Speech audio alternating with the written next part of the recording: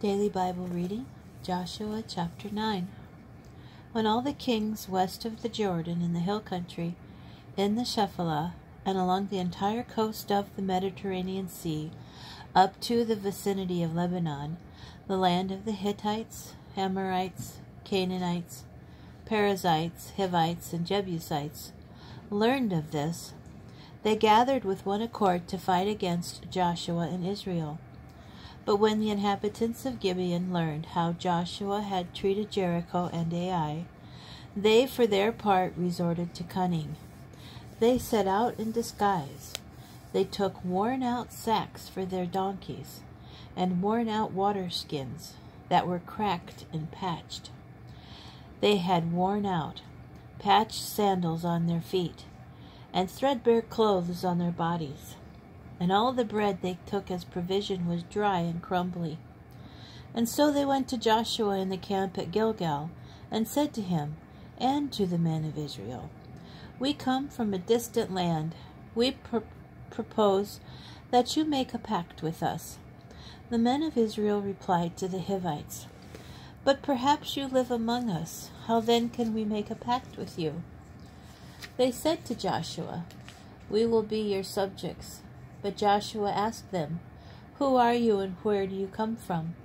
They replied, "Your servants have come from a very distant country, because of the fame of the Lord your God. For we heard the report of him and all that he did in Egypt, and of all that he did to the two Amorite kings on the other side of the Jordan, King Sihon of Heshbon and King Og of Bashan, who lived in Ashtaroth. So our elders and all the inhabitants of our country instructed us as follows: Take along provisions for a trip, and go to them and say, 'We will be your subjects. Come and make a pact with us. This bread of ours, which we took from our houses as provision, was still hot when we set out to come to you. And see how dry and crumbly it has become. These wineskins were new when we filled them, and see how they have cracked. These clothes and sandals of ours are worn out from the very long journey.' The men took their word because of their provisions, and did not inquire of the Lord. Joshua established friendship with them. He made a pact with them to spare their lives, and the chieftains of the community gave them their oath. But when 3 days had passed after they made this pact with them, they learned that they were neighbors living among them. So the Israelites set out, and on the 3rd day they came to their towns. These towns were Gibeon, Shephirah, Beeroth, and Kiriath Jearim.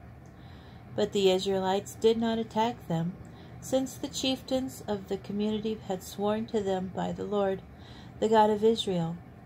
The whole community muttered against the chieftains. But all the chieftains answered the whole community, "We swore to them by the Lord, the God of Israel. Therefore we cannot touch them. This is what we will do to them.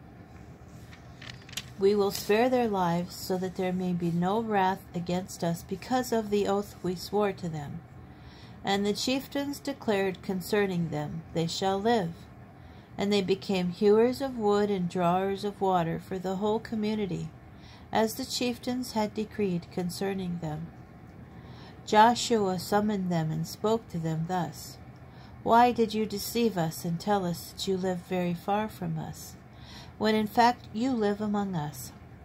Therefore be accursed. Never shall your descendants cease to be slaves, hewers of wood and drawers of water for the house of my God." But they replied to Joshua, "You see, your servants have heard that the Lord your God has promised his servant Moses to give you the whole land and to wipe out all the inhabitants of the country on your account. So we were in great fear for our lives on your account. That is why we did this thing, and now we are at your mercy. Do with us what you consider right and proper." And he did so. He saved them from being killed by the Israelites.